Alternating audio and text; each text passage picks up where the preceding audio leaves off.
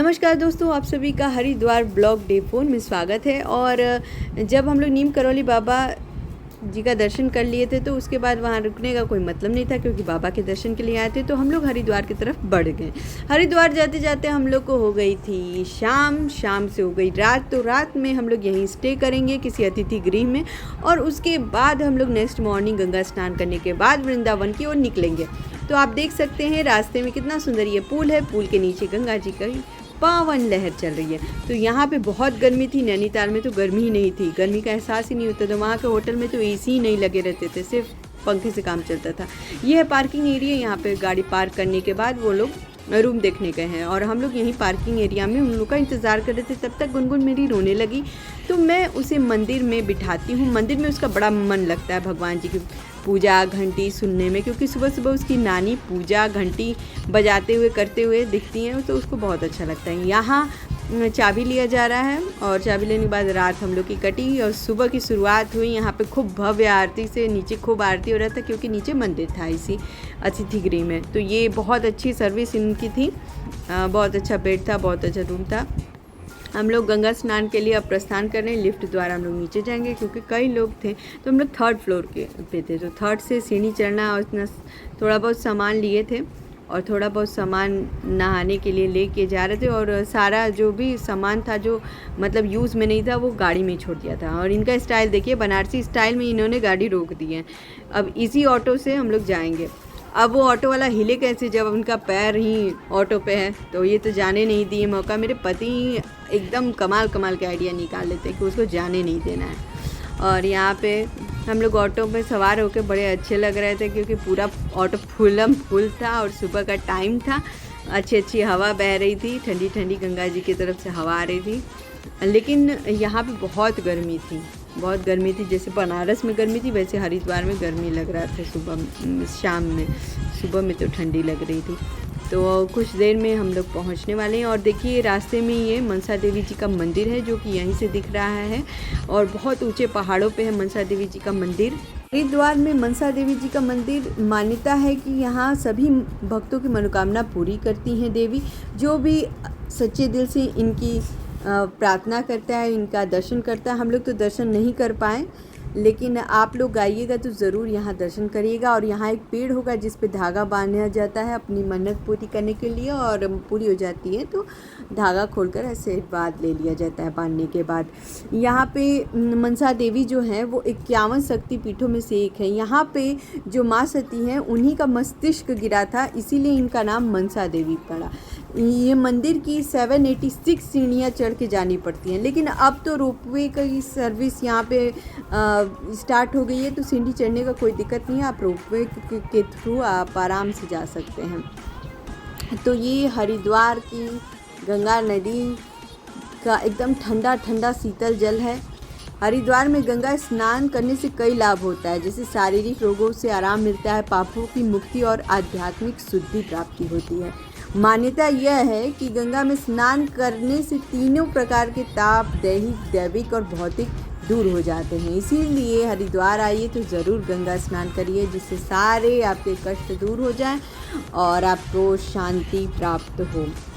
ये जो हरिद्वार है ना, वो ईश्वर का प्रवेश द्वार भी कहा जाता है, इसीलिए इसका नाम हरिद्वार पड़ा। यहाँ पे गुनगुन को भी हम लोग नहीं छोड़ रहे हैं, थोड़ा सा नहला ही दे रहे हैं। बहुत ही शीतल जल था हरिद्वार का, ये गंगा जी का। मुझे तो अनुमान ही नहीं था। जब मैं नहाने जाऊँगी ना, तो आप वीडियो में देखिएगा मेरे नाटक कितने थे। मुझे तो नहाया ही नहीं जा रहा था, लेकिन कुछ लोग तो पानी से निकल ही नहीं रहे थे।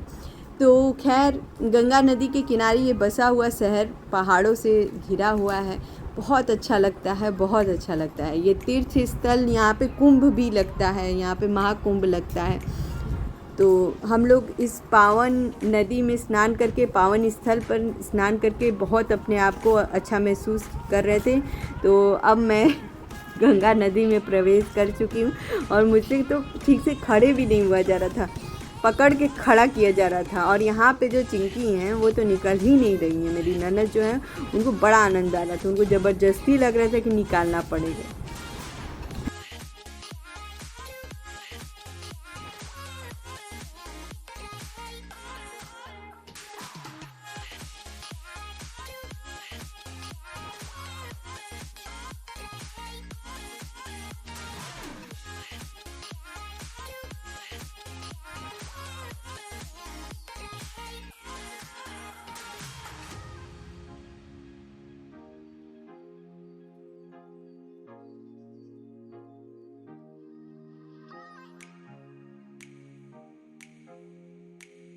फिर मैं आई हूँ काफ़ी हिम्मत जुटा के फिर से डुबकी लगाने के लिए, लेकिन मुझसे वो भी नहीं हो पा रहा है। लेकिन मुझे ज़बरदस्ती उसमें ढकेला जा रहा है कि लो लो नहा लो, कम से कम थोड़ा तो नहा लो। वो कह रही पूरा बाल नहीं भींगा है बस, लेकिन मैं कह रही हूँ बस बस मेरा हो गया, अब मैं इससे ज़्यादा नहीं पानी में रह सकती हूँ। तो फिर मैं पानी से निकल के गंगा जी को प्रणाम करके मैं फिर आपके यहाँ आऊँ, ऐसा हम मुझको बुलाइएगा।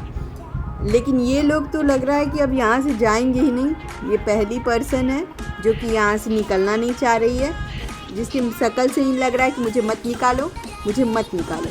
और ये उनके बगल में दूसरे पर्सन खड़े हैं। अभी तीसरे पर्सन भी बहुत जल्दी आएंगे, जिनको देखेंगे आप लोग।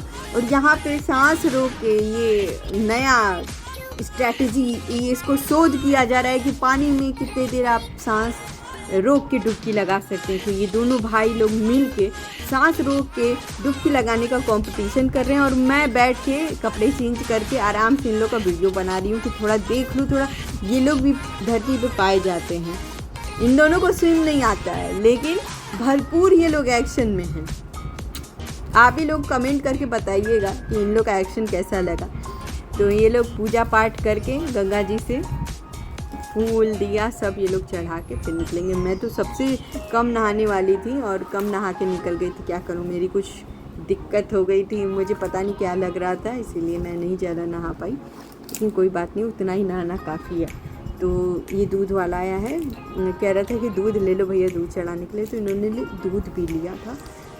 गंगा जी को दूध अर्पित करने के बाद फिर ये लोग निकलेंगे, चेंज करेंगे और फिर हम लोग वृंदावन की ओर बढ़ेंगे। यहाँ से चेंज करके फिर कहीं रास्ते में रुकेंगे हम लोग। उसके बाद वृंदावन पहुँचते पहुँचते भी हम लोग को शाम हो ही गई थी। तो रास्ता बहुत सुहाना चल रहा था, क्योंकि ये शहर पूरी पहाड़ियों से घिरा हुआ था और गंगा जी की धारा यहाँ बहती है। तो कितना पावन और कितना सुंदर ये जगह होगा। ये साथ में रास्ते में पड़ गया ये पतंजलि का बहुत बड़ी में था, बाबा रामदेव बाबा का सारा सेंटर दिख रहा था।